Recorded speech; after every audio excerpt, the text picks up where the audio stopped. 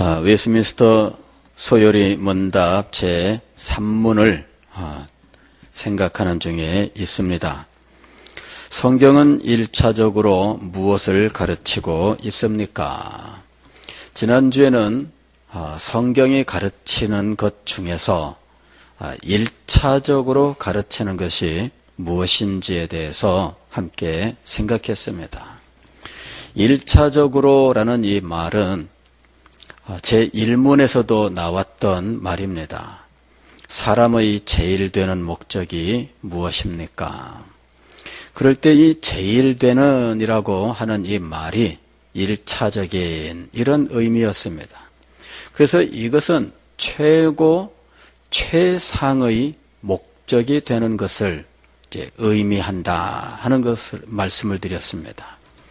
그러므로 오늘 우리가 제3문에서 성경이 1차적으로 가르치는 것이 무엇인가 했을 때 이 1차적으로라는 말은 최고 최상의 가르침, 즉 이런저런 내용들이 성경에 많이 있다 할지라도 그런 모든 내용들은 무엇을 위하여 말씀되고 있느냐 하는 것이죠. 그것이 바로 최고 최상의 이라고 하는 말의 의미인 거예요. 그런데 사람들은 이 최고 최상, 즉 1차적인 성경의 교훈에 관심을 기울이기보다는 자기의 생각이나 자기의 경험을 강조하는 일들이 있더라 하는 것이죠. 어떤 사람이 철학을 공부했으면 성경을 보면서 철학을 찾으려고 하고, 어떤 사람이 경영학을 공부했으면 성경을 보면서 경영학을 찾아내려고 해요. 그런 어떤 습성들이 우리에게 있어요. 읽다 보면은 경영학의 원리에 해당되는 내용이 등장할 수는 있겠죠. 그때부터 이 사람은 신기하다, 성경에 경영학이 있네 이러면서 성경의 본래 최고 최상의 가르침에 마음을 두지 않고 경영학의 마음을 뺏기는 거예요. 왜? 자기가 잘하는 것이거든요. 경영학을 전공한 사람은 자기가 잘하는 것을 성경에서 발견하는 것이 재밌어요. 그래서 성경을 읽으면서 경영학을 찾아내서 성경의 경영학 이런 식의 책을 낸다는 거죠. 예전에 어떤 사람이 경영학자이신 예수님 혹은 CEO 예수님 이런 그 책을 냈어요. 그러니까 자기는 CEO라고 하는 회사의 사장님이잖아요. 즉 경영자, 최고 정책 결정하고 집행하는 그런 사람을 CEO라고 부르는데, 예수님을 CEO로 보면서 CEO의 성품, CEO의 가져야 될 자질, 이런 것들을 찾아내는 거죠. 그것이 성경의 최고 최상의 교훈인가 하는 것이죠. 우리는 이 최고 최상의 교훈에 마음을 두어야 하는 것입니다. 어떤 사람이 심리학을 전공했습니다. 성경을 읽으면서 여기에 아버지와 아들 사이에 심리학적인 사건이 있네 이러면서 심리학을 말하기 시작을 했어요. 또 여기에 보니까 이거 무슨 컴플렉스에 해당되는 거네 해가지고 심리학에 나오는 각양의 컴플렉스를 성경에서 찾아가지고 성경에 이것은 무슨 컴플렉스를 말하는 것이다 이래 말하는 거예요. 과거에 우리 학교회, 우리 모교회 선배 중에 한 분이 이제 이분이 그 당시에 이제 이 연세대학교 신과대 학생이었습니다. 근데 이제 이 선배 되시는 분이 대학부 회장을 하면서 그때 당시에 대학부에 이 초신자들이 좀 많이 와 있었는데 이분이 대학부 그 학생들 앞에서 성경 공부하면서 성경에 대해서 이 시편에 보면은 그런 구절이 있습니다. 내 뼈가 쇠하여 녹나이다. 이제 이런 그 구절들이 나오는데 다윗의 회개시죠. 그런데 그 구절을 놓고 이거는 다윗이 간음을 행해서 그 성병에 걸렸는데 이게 바로 이 매독의 증상이다. 이래가지고 다윗이 매독이 걸렸다. 그래, 자기의 그 상태를 뼈가 녹나이다. 근데 매독이 뼈가 녹는 거래요. 저는 그런 병에 대해서 알지 못하니까 뭐라고 말할 거는 없는데, 성경을 볼 때 어줍지 않은 어떤 지식을 가지고 이 성경을 그렇게 해석을 해 나가면서 그것을 말한다는 거죠. 그러니 이게 이제 난리가 났습니다. 왜냐하면 이 사람이 청년부 회장이고 청년부에서 가장 그래도 말을 하면은 가장 이 말이 잘 먹히고 다른 사람들은 초신자들이라서 이 사람은 신과대 다니는 신학생이고 이러니 이거 좀 큰일 난 겁니다. 이 사람이 엉뚱한 말을 하면서 계속 다니면 앞으로 어떻게 되겠습니까? 가만두어야 될까요? 어떻게 해야 될까요? 회장인데 지금 임기도 안 끝났는데 이 회장을 어떻게 해야 될까요? 참 난감한 상황이 된 거죠. 지도하시던 목사님이 불렀어요. 그리고는 그것 외에도 몇 개 일들이 있었는데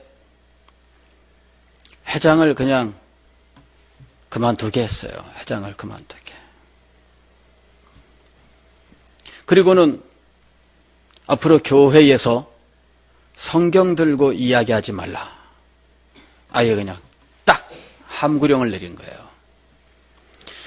그래, 이 선배가 그날로 대학부 회장에서 물러나고, 그 다음에 교회 안에서는 이제 성경 가지고 사람들한테 말하지 못하도록. 목사님이 쫓아다니면서 확인할 수는 없잖아요. 그러나 목사님이 지켜야 할 것이 있다. 확실하게 한 거죠. 지켜야 할 것이 있다. 그것으로 인해서 어떤 풍파가 와도 교회는 감수해야 되는 것이 있다는 거예요. 사람이 무서워서 이 제대로 가르쳐야 될 것을 제대로 가르치지 못한다. 하나의 부서가 흔들릴 것을 염려해서 앞으로 계속 두고 암세포가 퍼져가서 죽을 수 있는 이런 문제를 그냥 둘 수 없는 거죠. 결국은 이분이 교회에 적응을 못하고 한동안 교회를 떠나고 그랬어요. 어차피 잊지 못하는 상황이 되었습니다마는 그때 이 성경의 최고 최상의 교훈을 지키고자 하는, 그리고 이 최고 최상의 교훈을 온전히 지키고자 하는 이러한 이 일이 사실은 교역자의 사명 중에 하나다 하는 사실을 제가 그때 어린 시절에 이제 목격하게 된 거죠. 성경을 볼 때 자기가 잘 아는 어떤 지식을 가지고 그것을 성경에서 찾아내려고 하면은 최고 최상의 교훈이라고 하는 이 부분에 꼭 문제가 되는 일들이 벌어져요.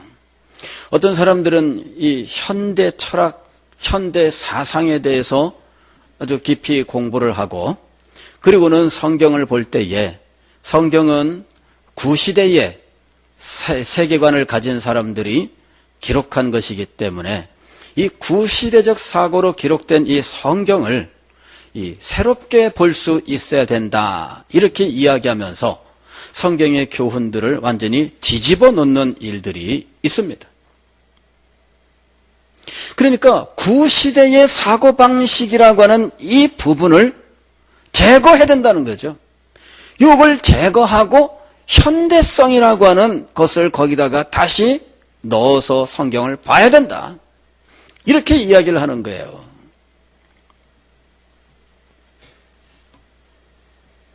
성경 기록 자체가 구시대의 것인가? 그래서 오늘날 우리는 이 성경을 쓰여있는 대로 믿으면 안 되는 것인가? 바로 이 요리문답은 바로 그런 것들에 대해서 답을 하고 있는 겁니다. 성경은 1차적으로 무엇을 가르치고 있습니까? 답은 이렇습니다. 성경은 1차적으로 사람이 하나님께 대하여 믿어야 할 것과 하나님께서 사람에게 요구하시는 의무를 가르치고 있습니다. 즉, 첫 번째는 하나님께 대한 믿음, 두 번째는 하나님이 요구하시는 사람의 본분, 이것에 대해서 가르치고 있는 거예요. 그러니까 믿음과 본분이죠. 믿음과 본분에 대해서 가르치고 있는 거예요. 성경을 읽을 때 성경에서 최고 최상의 교훈으로 우리에게 말씀하고 있는 것은 하나님께 대하여 우리가 어떻게 믿어야 할지, 하나님께 대한 믿음에 대한 것들이죠. 이 믿음, 이것이 얼마나 중요한지 몰라요. 그런데 여기서 하나님께 대하여라고는 이 말이 반드시 들어가야 됩니다. 우리는 항상 제대로 알지 못해서 늘 잘못될 가능성이 있어요. 하나님께 대하여라고 하는 이 부분을 빼면 성경을 믿음의 책이다 이렇게 말할 수 있게 돼요. 자, 성경을 믿음의 책이다라고 말하면은 맞을까요? 틀릴까요? 우리 진성동 형제. 성경은 믿음의 책입니다. 맞습니까? 틀립니까? 야, 맞는다고 했다가 목사님이 틀린다라고 말하면 어떻게 할까? 맞는 것 같긴 한데 꼭 목사님은 틀린다고 말할 것 같은 불길한 예감이 드는 거야. 그죠? 그래서 대답을 잘 못하겠어요.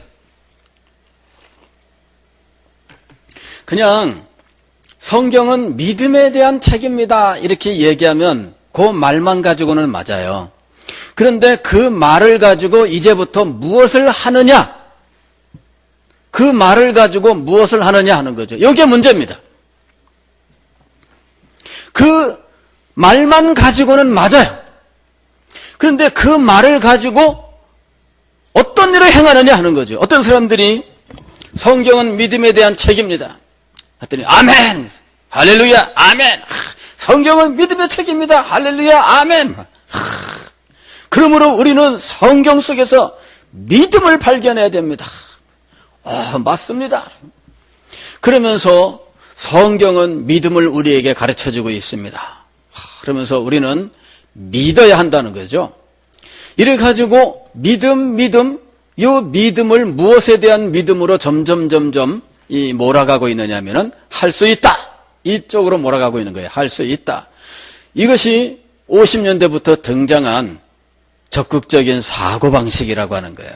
적극적인 사고방식, 즉 믿음, 또 긍정적 혹은 어떤 가능성을 믿는 이런 것들이죠. 내가 그리스도 예수 안에서 모든 것을 할 수 있느니라, 이런 이 믿음. 그래서 당신은 당신의 인생에 하나님이 성공을 예비하신 줄 믿습니까? 아멘. 너 당신이 믿음으로 노력해 나아가면 하나님이 역사하실 줄 믿습니까? 아멘. 이래가지고 순전히 나의 믿음, 내가 얼마나 확신하고 내가 얼마나 강하게 붙들고 내가 얼마나 간절하게 소망하며 내가 얼마나 큰 목적을, 인생의 목적을 세워놓고 내가 그것을 이루기 위해서 얼마나 믿음으로 달려가느냐, 이렇게 이제 말을 하기 시작하는 거예요. 성경의 말씀인 것 같기는 한데 점점 이상하게 되어가는 거죠. 이것이 70년대 우리나라에서 유행했었던 이 믿음의 가르침이었어요. 미국에서도 이 적극적인 사고방식을 성공적으로 실천하고 그래서 교회를 엄청나게 크게 세운 사람이 있었어요. 로버트 슐러라고 하는 사람입니다.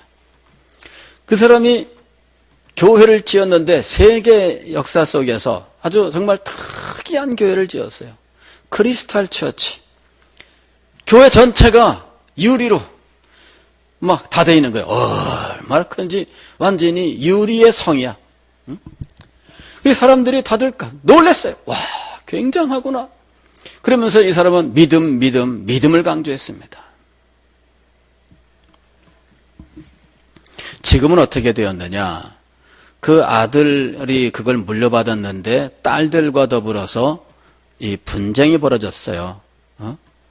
이래 가지고서는 형제끼리 이 재산, 이걸 자기들의 재산으로 놓고 그야말로 상속 재산으로 놓고 싸우고 이러면서 완전히 교회가 풍비박산이 되고, 그리고는 이 교회는 경매에 넘어가서 완전히 사라져버렸어요.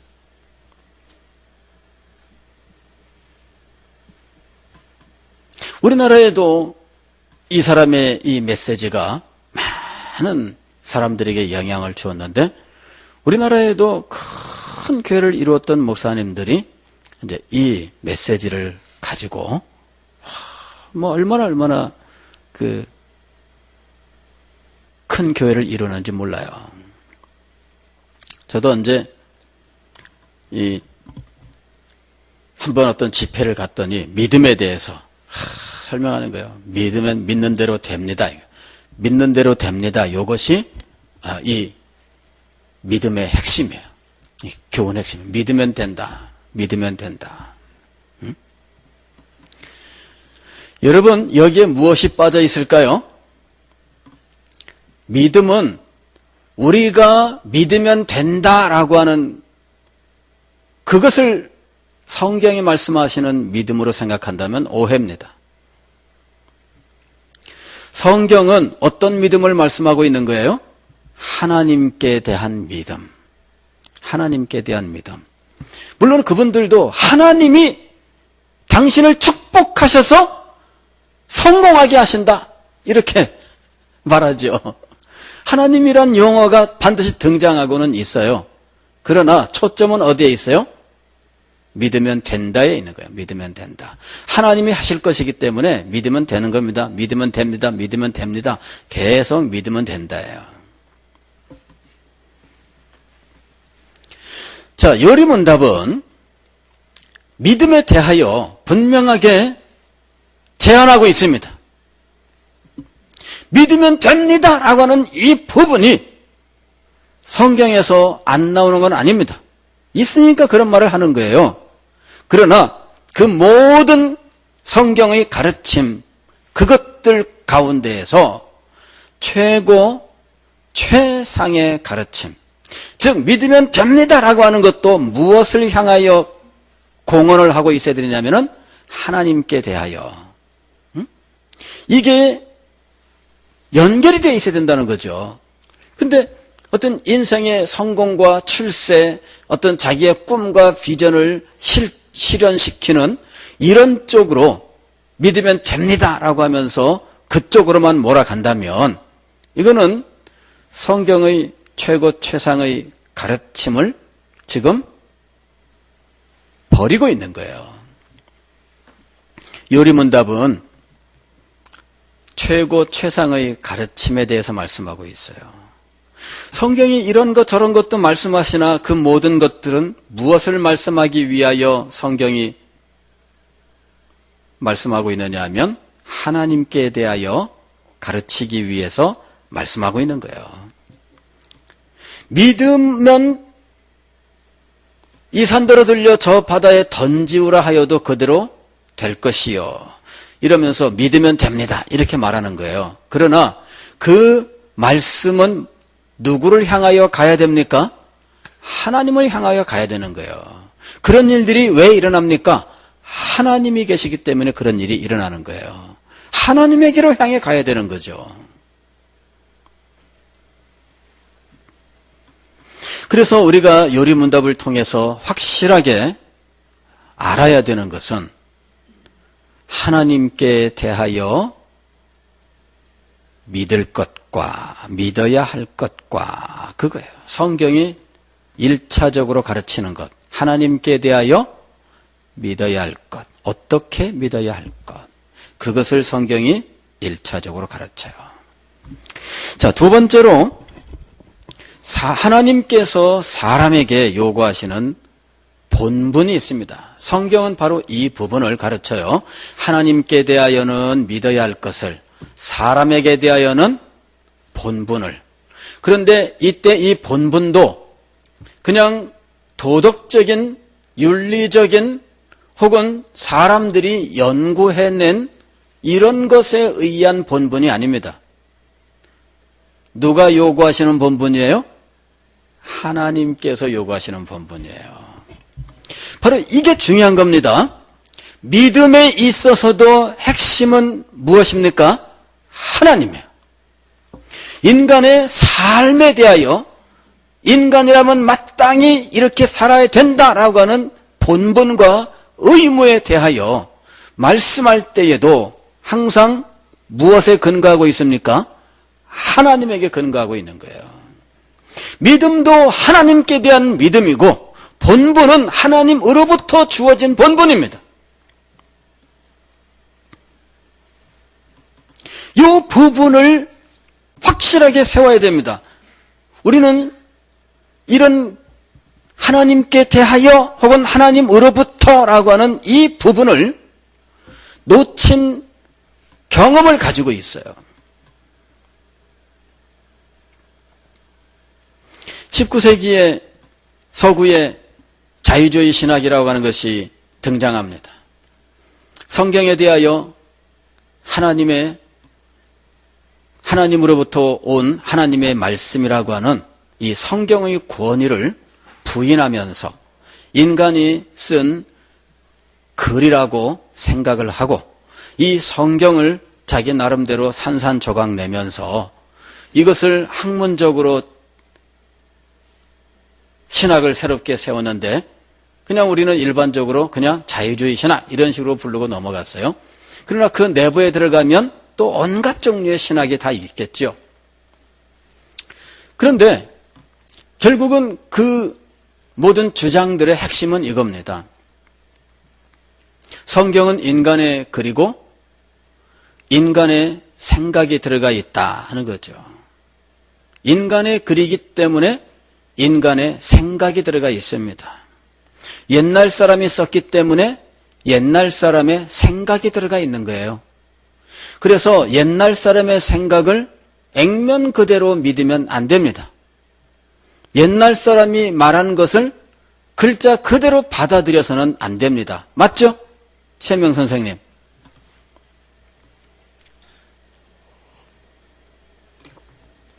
그래서 옛날 사람의 생각을 성경으로부터 제거해야 돼. 옛날 사람의 생각을. 옛날 사람들은 과학이 발달하지 못한 시대에 살았기 때문에 과학적인 지식도 또 어떤 과학적인 생각도 좀 미흡하다. 자, 사람이 무리를 걸어갈 수 있습니까? 없습니까? 못 걸어가죠? 예수님은 무리를 걸었습니다. 심지어는 베드로도 무리를 걸었어요. 그게 과학적으로 맞을까요? 틀릴까요? 과학적으로 틀려요. 그러니까 그거는 과학을 모르는 옛날 사람들의 생각이에요. 그래서 성경 안에서 우리가 받아들일 수 없는 대표적인 것 중에 하나가 뭐예요? 그런 이적들입니다. 이 이적을 다 빼는 거야. 아니, 홍해 바다가 갈라진다? 이게 말이 될까요? 안 될까요? 가보니까 홍해 바다가 사람들이 물에 안 갈라져도 건널 수 있는 얕은 바다였다. 그렇게 주장을 하고 옛날 사람들이 잘못 생각했던 거죠. 옛날 사람이니까. 이래가지고 다 뺐어요. 다 빼고 보니까 남는 건 뭐냐 그러면은 대접을 받고자 하는 대로 남을 대접하라, 서로 사랑하라, 뭐 이런 삶에 대한 교훈들만 남는 거예요. 왜? 예수님에 대하여도 동정녀 탄생 있을 수 있나요? 과학적으로? 있을 수 없죠. 또 예수님이 십자가에 달려 죽을 수는 있지만 부활할 수 있을까요? 부활은 가능하지 않습니다. 그래서 부활도 이것도 사실은 진실이 아니다.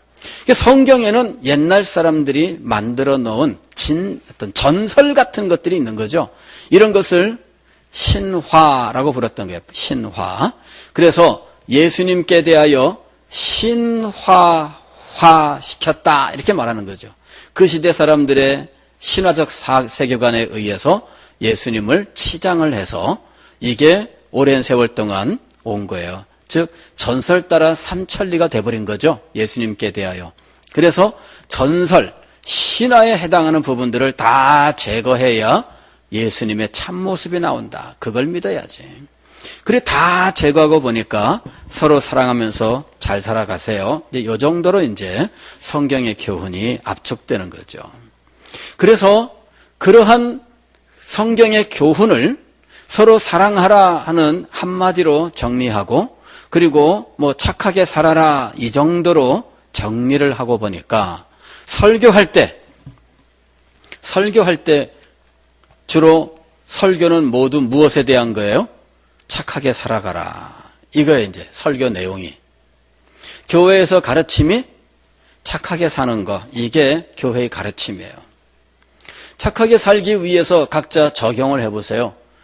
공장을 운영하는 사람은 그 공장에서 그 임금 착취하고 그러면 안 되잖아요.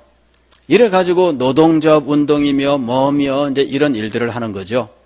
그리고 이제 이 공산주의 운동 이런 것들도 이제 비슷하게 합니다. 성경을 보니까 초대교회 예루살렘에서 서로 성도들이 유무상통하는 거예요. 네 것 내 것 없이 각자 내놓고 같이 공동으로 생활하는데 이것이 우리가 이 땅에서 이루어야 되는 교회의 모습이다. 이러면서 이 노동조합 운동과 사회주의 운동을 이제 교회가 앞장서서 행하는 일들이 일어납니다. 그게 이제 19세기의 사회복음주의라고 하는 거예요. 그러니까 윤리와 도덕을 설교하든지 사회복음주의를 설교하든지 이제 십자가와 그 부활이라고 하는 성경의 가장 핵심되는 이 사건은 이제는 설교에서 사라졌어요.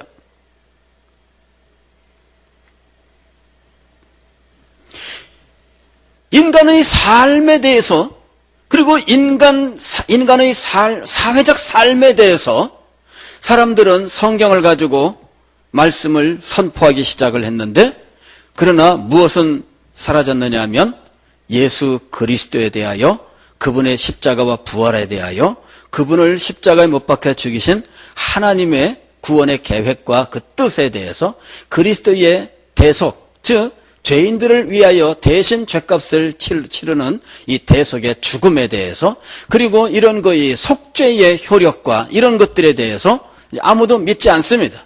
그리고 그것을 설교하지도 않습니다. 그것을 가르치지도 않습니다. 왜냐하면 그것은 다 옛날 사람들의 생각이기 때문이죠. 남은 것은 윤리와 도덕 혹은 사회복음주의만 남는 거예요. 이것이 교회의 메시지입니다. 1930년대 중반에 C.H. 다드라고 하는 영국의 신학자가 사도적 설교의 기원과 발전이라고 하는 책을 냅니다. 설교하게 대한 책이었어요. 근데 그 책에서 이 다드라고 하는 사람이 주장한 게 뭐냐 그러면 사도들의 설교의 핵심은 예수 그리스도 사건이다. 그렇게 주장하는 거예요. 그리고 예수 그리스도의 사건은 뭐냐면은 예수님의 십자가와 부활입니다. 그리고 이것을 캐리그마라고 불렀어요. 사도들의 선포. 캐리그마라는 말은 선포라는 의미입니다. 공중 앞에서 선포하는 것을 캐리그마라 그래요. 사도들은 이 캐리그마를 했다 이거죠. 그러면 사도들의 이 캐리그마의 내용은 뭐냐? 그리스도의 십자가, 그리스도의 부활입니다. 그러면서 성경에는 디다케, 즉 이 디다케라고 하는 것은 교훈이에요. 삶에 대한 교훈입니다. 어떻게 살아야 할 것인지. 그런데 사도들은 어떻게 살아야 하는지를 선포한 것이 아니라 그리스도의 십자가와 부활을 선포한 겁니다. 그래서 사도들의 설교의 핵심은 캐리그마예요. 캐리그마. 디다케가 아니다 이렇게 말한 거예요. 그 왜 디다케가 아니다라고 말을 했느냐 하면 그 당시 이미 교회의 상황이 디다케가 성경의 최고 최상의 가르침이 되어 있고 교회는 디다케만을 말하는 상황이었기 때문이에요. 즉 19세기부터 예수님께 대한 모든 것들을 다 삭제해 나가면서 예수님을 인간 스승으로 놓고 스승으로 가르친 인간의 삶을 실천하는 것이 기독교라고 생각을 하고 그렇게 믿었기 때문에 교회 안에서 설교와 모든 가르침은 예수님이 스승으로서 가르쳤던 그 인간의 삶을 사는 것이다 이렇게 된 겁니다. 그래서 이 다드라고 하는 사람이 자기 시대의 이와 같은 이 잘못된 경향, 이것에 대해서 초대교회 사도들의 설교의, 즉 그 선포의 본질이 뭐냐 하는 것을 밝혔던 거죠. 사도들의 선포의 본질은 예수 그리스도의 십자가와 부활이었습니다. 예수님 승천하시고 120명의 문도들이 다락방에 모여서 12사도들과 11사도들과 더불어서 기도를 하면서 그 중에 베드로가 일어나서 이 중에 지금 12사도가 있다가 한 사람은 지금 자기 직무를 버리고 지금 떨어져 나갔는데 이 한 사람을 채워서 12사도 요 숫자를 채워야 되겠다 이렇게 얘기를 합니다. 그리 해서 이제 마띠아를 12번째 사도로서 유다를 대신하는 사도로서 세우게 되죠. 그럴 때 이 마띠아를 사도에 넣으면서 무슨 일을 행할 사람인지에 대해서 말하는 부분이 나옵니다. 우리와 함께 다니면서 예수 그리스도에 대한 일들을 목격하고 그의 부활의 증인이 되어야 할 자예요. 그리고 사도들은 그들의 메시지, 즉 설교는 항상 어떠한 말씀을 하더라도 결국은 예수 그리스도의 십자가와 그의 부활을 선포하는 것으로 결론을 맺습니다. 예수님의 십자가와 부활이 없으면 안 되는 거죠. 사도들의 선포의 본질이 그것입니다. 그러므로 오늘 우리 시대에 교회가 말씀을 선포할 때 그 말씀 선포의 핵심이 무엇이 되어야 하느냐 하는 거죠. 그래서 설교의 회복, 즉 설교 속에 그리스도의 십자가와 부활의 회복을 주장한 거죠.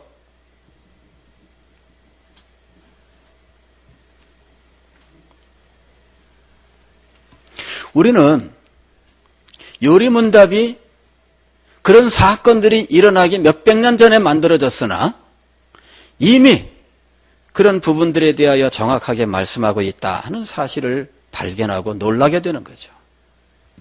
성경은 1차적으로라는 말로서 각자 자기가 가진 경험이나 전공이나 이런 것들로 성경을 재배열하려고 하는 이런 모든 유혹으로부터 이것을 지금 끊어내고 있는 거예요.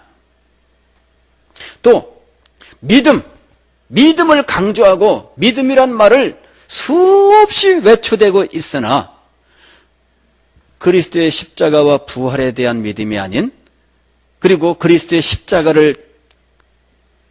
십자가로서 죄인들의 죄를 대속하시는 하나님의 구원의 계획, 그 하나님의 영광에 대한 것이 아닌 단지 성공과 번영을 요구하는 이 물질주의의 믿음을 강조하는 이런 일들에 대해서 하나님께 대하여 어떻게 믿을 것과 라고 해서 이미 가르치고 있었다는 거죠. 또 윤리와 도덕으로 가는 이런 부분들도 마찬가지입니다. 하나님이 없고 그리스도가 없이 어떻게 인간의 본분에 대해서 말할 수 있습니까? 바로 이런 잘못되는 이런 문제들 요리문답이 이미 다 가르치고 있었는데도 불구하고 이 가르침을 외면하거나 알지 못할 때 얼마나 잘못될 수 있는지 역사적으로 우리들에게 보여주고 있는 거예요.